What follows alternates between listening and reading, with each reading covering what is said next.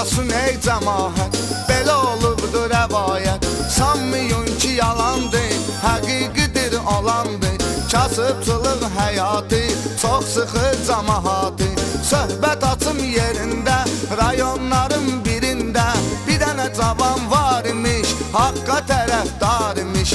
Uzun sözün qısası var imiş bir anası, onu ilə fəxr edirmiş, haqq yolunu gedirmiş.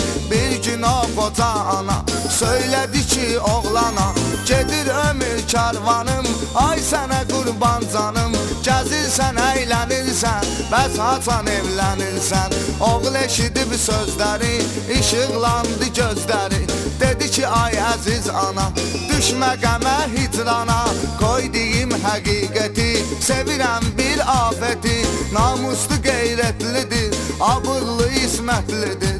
Razılığımı verərsən, o qıza elçi gedərsən. Ana dedi ki razıyam, bir işdən narazıyam. Bunu mənə tez deyərdin, bir kəlmə söz deyərdin.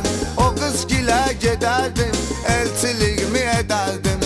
Mərd olur sevən könül, heç indi də gec dögül. Qisməti var hər kəsin, göstər mənə adresin. O qızı sən sunalım mən, sonra rahat olum mən. Oğul da razılaşdı, ana durub azılaşdı. Sevinci ilə gülə gülə, tez yollandı qız gilə. Gedib alıb cavabın, qazandı öz savabın. Oğlan murada çatdı, tüm sevənlər azaddı. Sevgisi möhkəm oldu, amma axırı qəm oldu.